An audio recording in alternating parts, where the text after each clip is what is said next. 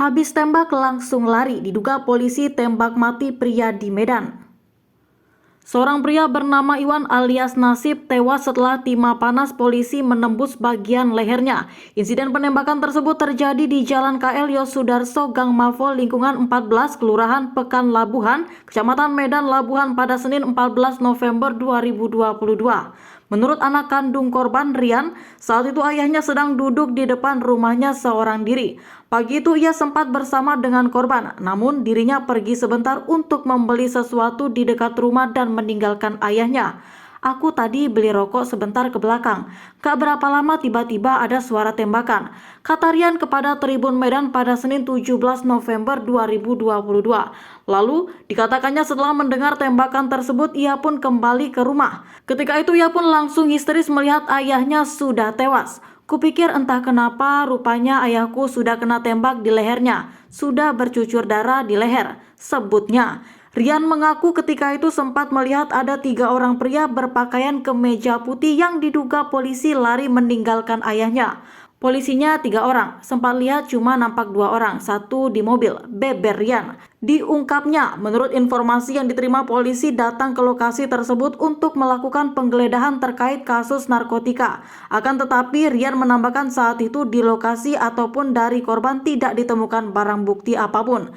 Ia mengaku bahwa memang ayahnya merupakan penjual narkoba jenis sabu, namun setahun terakhir sudah berhenti. Kata orang itu narkoba, tapi sudah setahun yang lewat ayahku nggak main narkoba lagi, nggak ada barang bukti, ungkap Rian. Lebih lanjut, ia mengatakan setelah melihat ayahnya tak sadarkan diri, dirinya pun langsung panik. Ia menolong ayahnya dan membawanya ke rumah sakit di kawasan Medan Marelan. Ketika itu, ia membawa ayahnya ke rumah sakit dengan menggunakan sepeda motor. Pertama kena tembak, akulah yang bawa ke rumah sakit naik sepeda motor, ungkap Rian. Kemudian waktu itu kondisi korban sudah sekarat lantaran darahnya terus mengalir.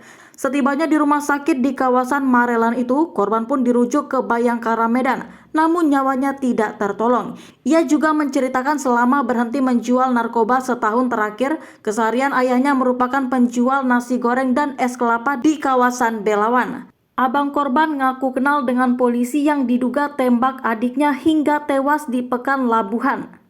Anak korban yang tewas akibat ditembak polisi di bagian leher hingga tembus menangis minta tolong ke Kapolri dan Presiden untuk mengusut tuntas penembakan tersebut di Gang Mafol lingkungan 14 Pekan Labuhan, Kecamatan Medan Labuhan, Kota Medan pada Senin 14 November 2022. Diduga oknum polisi Polres Pelabuhan Belawan melakukan penembakan kepada seorang warga hingga tewas di Pekan Labuhan. Anak kandung korban Yoni meminta tolong kepada Presiden dan Kapolri akibat ayahnya tewas ditembak polisi secara anarkis. Yoni pun sembari memegang pakaian putih berlumuran darah yang digunakan adiknya saat membawa ayahnya ke rumah sakit serta pakaian yang digunakan korban saat kejadian.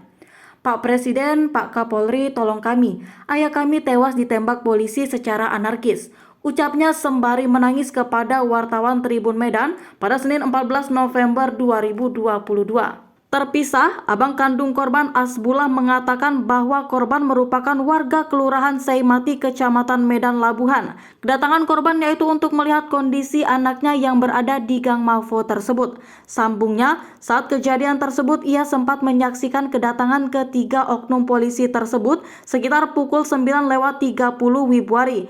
Ia pun mengenali salah satu polisi tersebut yang bernama Rudi Simamora yang bertugas di Satres Narkoba Polres Pelabuhan Belawan. Itu adik saya datang ke sini mau melihat anaknya. Tadi secara tiba-tiba datang 3 polisi. Salah satunya saya kenal bernama Rudi Simamora. Itu sekitar pukul 9:30 Wibwari mereka datang. Pungkasnya, ia menuturkan oknum polisi yang bernama Rudi Simamora itu pun sempat memiting leher korban, sehingga korban yang bernama Iwan pun merontak dan hingga terdengar suara letusan tembakan saat itu juga. Asbullah mengatakan saat itu juga ia berlari ke arah keributan tersebut dan menyebutkan kalian bunuh adik saya.